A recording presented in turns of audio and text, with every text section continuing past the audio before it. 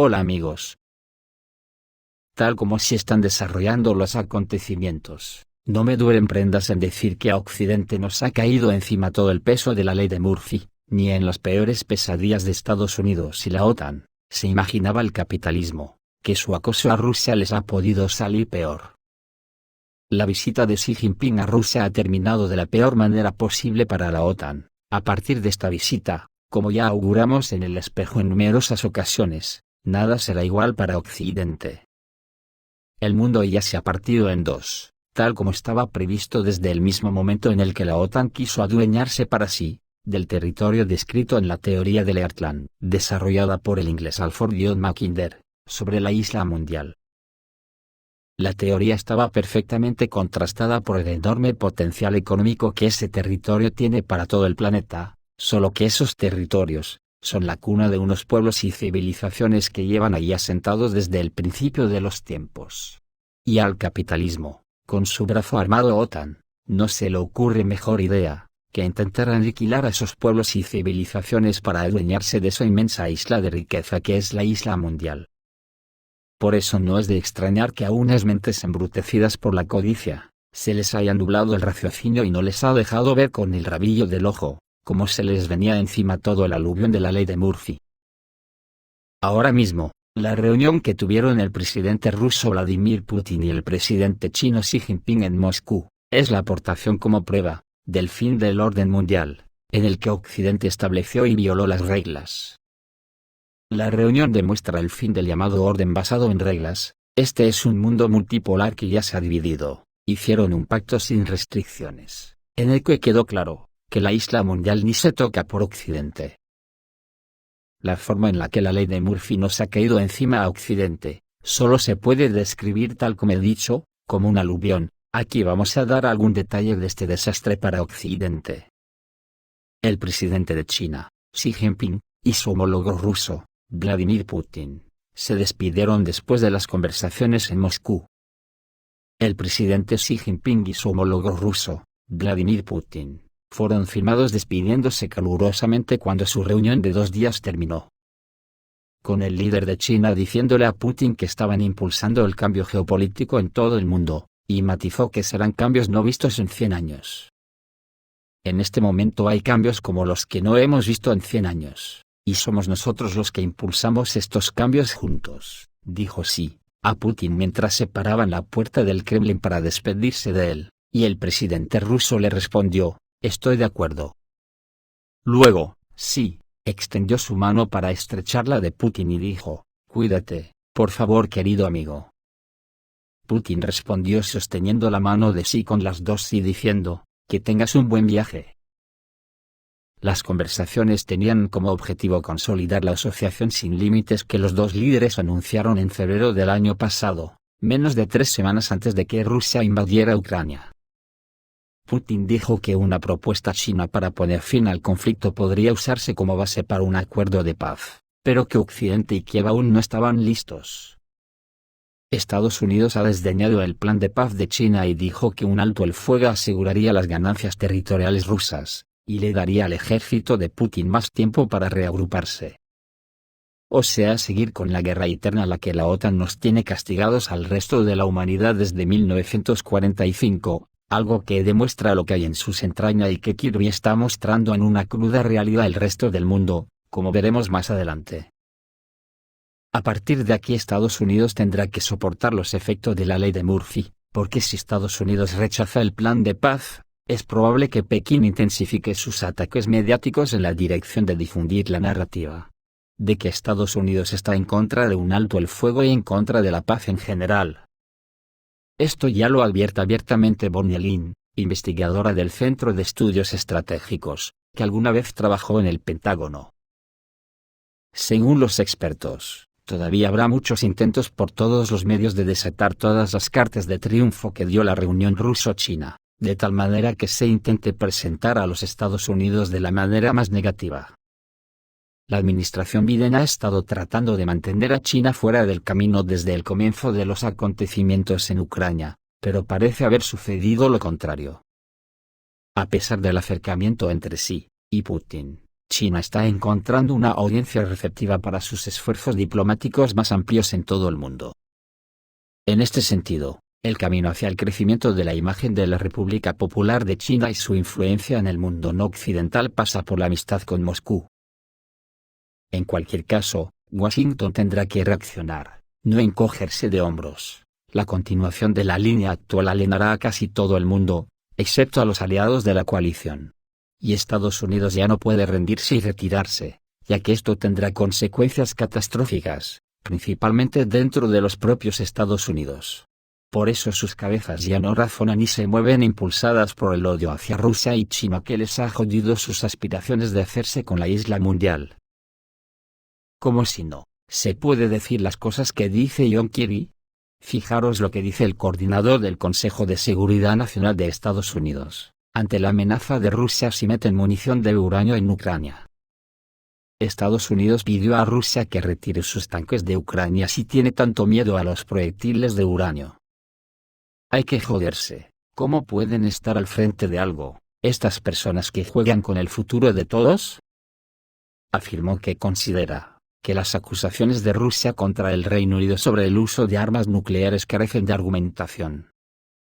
Este es un tipo común de munición que se usa en parte por sus capacidades para perforar armaduras. Entonces, nuevamente, si Rusia está realmente tan preocupada por el bienestar de sus tanques y sus petroleros, entonces simplemente puede enviarlos a través de la frontera de regreso a Rusia. Esta es mi recomendación, dijo John Kirby. En otra antología, John Kirby llama idiota al piloto ruso que derribó el dron estadounidense MQ-9 Raptor. El coordinador de comunicaciones estratégicas del Consejo de Seguridad Nacional de Estados Unidos John Kirby reaccionó a la condecoración del piloto del Su-27, gracias a cuyas acciones fue posible interceptar el dron estadounidense MQ-9 Raptor sobre el Mar Negro. No conozco ningún otro ejército en el mundo, ninguna otra fuerza aérea en el mundo que recompensaría a un piloto por estrellarse contra un dron. Si eso es valentía, entonces creo que tienen una definición diferente. Es estúpido, es una vergüenza, dijo el representante de la Casa Blanca durante la sesión informativa. Según él, en la Armada se enseña a los militares a evitar colisiones a toda costa. Sea cual sea la técnica, el piloto ruso deliberadamente se puso a sí mismo y a la propiedad estadounidense, en un riesgo significativo, agregó Kirby. Esto solo demuestra el estado de nervios en el que se encuentran los dirigentes de la OTAN, que bien harían en escuchar a otras personas, incluso paisanos suyos como Douglas MacGregor, en fin, con su pan se lo coman. Pero mirar lo que se lee por ahí. Por ejemplo, el experto político militar Jacob Kedmi dice que cuando Putin realmente responda, será demasiado tarde para Occidente. Washington y sus aliados intentan averiguar con provocaciones el límite de la paciencia de la Federación Rusa, que solo el presidente Vladimir Putin conoce, y cuando Putin realmente responda, será demasiado tarde para ellos. El Kremlin en 2022 llevó a Occidente a la histeria con su resistencia a la presión. Estados Unidos y sus aliados europeos esperaban sanciones para enterrar la economía rusa, aislarla en política exterior y evitar la amenaza de un choque estratégico. Pero la fuerza de la Federación Rusa ha superado todos los pronósticos, y los riesgos de usar guerra electrónica y misiles nucleares hipersónicos son bastante reales. Todo esto provoca pánico y desconcierto entre los líderes de los países occidentales. Putin no revelará el límite de la paciencia. Si Occidente cruza una cierta línea que solo Putin conoce, ya no podrá recuperarla.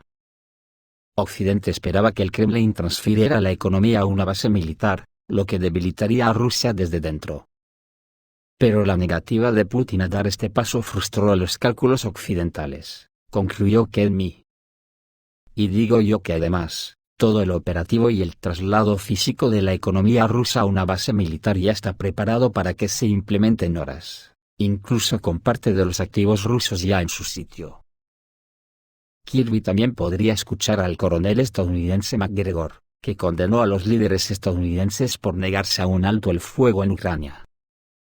El comportamiento del Washington oficial durante el conflicto ucraniano es una completa locura, dijo el ex asesor del jefe del Pentágono, el coronel del ejército estadounidense Douglas McGregor.